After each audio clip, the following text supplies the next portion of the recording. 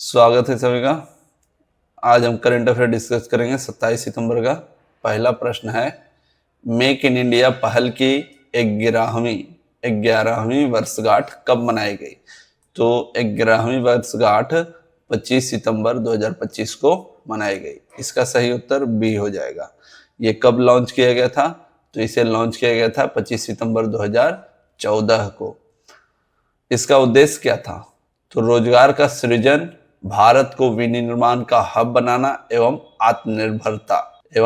आत्मनिर्भरता इसका उद्देश्य था।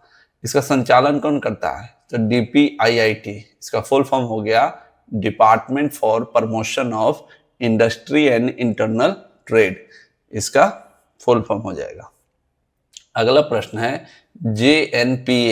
JNPA में किस पहल का शुभारंभ टिकाऊ लॉजिस्टिक्स की दिशा में बड़ा कदम माना गया है? तो JNPA का मतलब क्या हुआ? तो Jawaharlal Nehru port authority. Jawaharlal Nehru port authority में किस पहल का शुभारंभ को टिकाऊ लॉजिस्टिक की दिशा में बड़ा कदम माना गया है? तो वह है स्वैपेबल बैटरी वाले ईवी भारी ट्रकों का बेड़ा।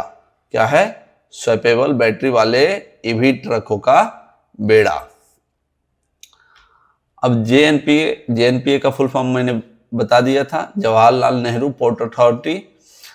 इसको हरी झंडी किसने दिखाई? तो इसको हरी झंडी सर्बानंद सोनोवाल ने दिखाई। सर्बानंद सोनोवाल ने। इसका लक्ष्य क्या है? तो इसका लक्ष्य है 90% ट्रक बेड़ा को 2026 तक ईवी में बदलना। जवाहरलाल नेहरू पोर्ट अथॉरिटी का हेडक्वार्टर कहाँ है? तो इसका हेडक्वार्टर है नवी मुंबई, महाराष्ट्र में। इसके लिए एक MOU साइन किया किसके साथ? अशोका यूनिवर्सिटी के साथ। अशोका यूनिवर्सिटी का Isaac centre for public policy के साथ MOU साइन किया है JNPA ने।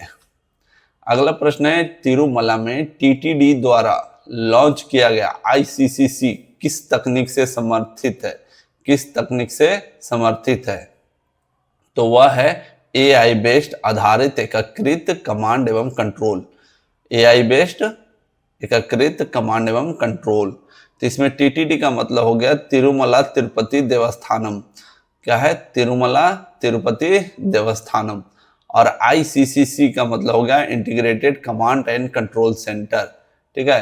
तिरुमला कहाँ है? आंध्र प्रदेश में। और आंध्र प्रदेश की राजधानी क्या हो गई? अमरावती। और यहाँ के मुख्यमंत्री N चंद्रबाबू नायडू हैं। और यहाँ के गवर्नर हुए सैयद अब्दुल नजीर। कौन हुए? सैयद अब्दुल नजीर। अगला प्रश्न है, भारत ने UNAI centre of excellence COE centre of excellence हेतु किस संस्थान को नामित किया है? तो वह है IIT मद्रास। कौन है? IIT मद्रास को नामित किया है। इसका उद्देश्य क्या है? UN office for digital and emerging technology पहल के तहत आर्टिफिशियल इंटेलिजेंस क्षमता निर्माण और कौशल विकास के लिए है। इसका उद्देश्य है इसके AI के क्षमता निर्माण और कौशल विकास का। कहाँ? UN ऑफिस फॉर डिजिटल पहल के तहत। तमिलनाडु के CM कौन हो गए? MK Stalin. यहाँ के CM हो गए MK स्टालिन और गवर्नर CRN रवि हो गए।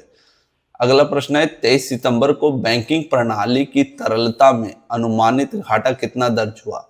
तो यह अनुमानित घाटा था 87,183 करोड़ का। कितना घाटा था? 87,183 करोड़ का। वह 8वां देश कौन सा है जहां हाल ही में UPI को लाइव किया गया? तो 8वां देश कौन सा बन गया है? कतर 8वां देश बन गया है जहां UPI लाइव हुआ है। और कतर का राजधानी कहाँ है? दोहा। कहाँ है? दोहा। कतर की राजधानी दोहा। और इसका मुद्रा रियाल है। और यहाँ के अमीर का नाम क्या है? तमीम बिन हमद अल थानी। यहाँ के अमीर का नाम है तमीम बिन हमद अल थानी। S&P ग्लोबल रेटिंग के अनुसार फाइनेंशियल ईयर 26 के लिए भारत के GDP वृद्धि अनुमान क्या है? भारत के GDP वृद्धि अनुमान क्या है? 6.5 है। इसका GDP वृद्धि अनुमान क्या है? 6.5। पीरामल फाइनेंस के नए चेयरमैन कौन नियुक्त हुए? तो पीरामल फाइनेंस के नए चेयरमैन आनंद पीरामल हुए। कौन हुए? आनंद पीरामल। एएससीआई के नए अध्यक्ष कौन बने?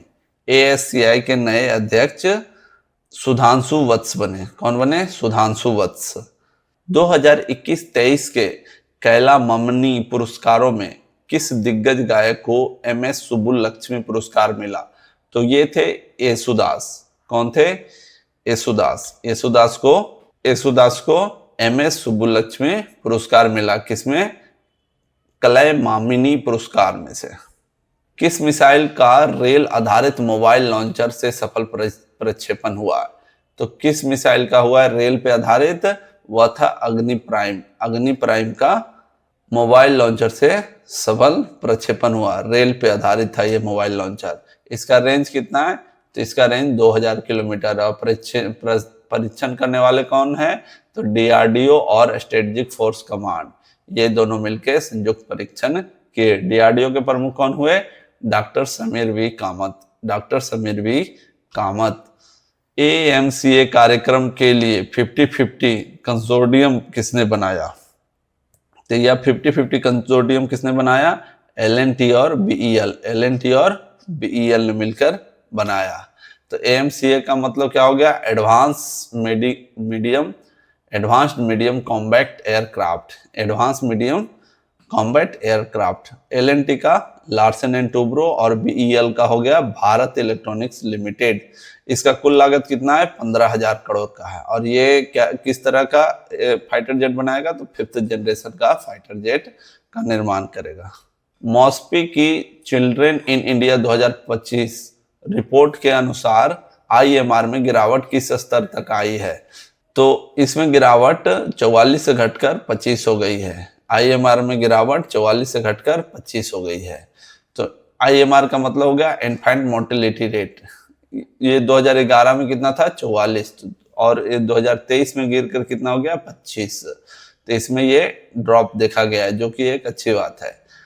ए drop in dropout rate. Dropout rate में भी कमी देखी गई है। 2022-23 में 13.8% था और 2024-25 में 8.2% है।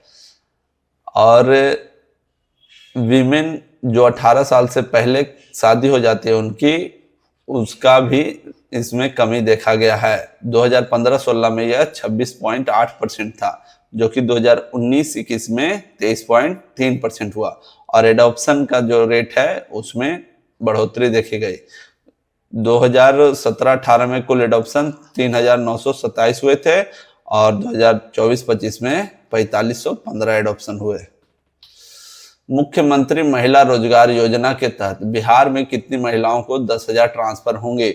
तो यह कुल 75 महिलाओं को कल ट्रांसफर किया गया। कल यानी 26 सितंबर को 75 लाख महिलाओं के खाते में 10,000 रुपया ट्रांसफर किया गया। 11वीं एशियन एक्वाटिक चैंपियनशिप 2025 कहाँ आयोजित होगी?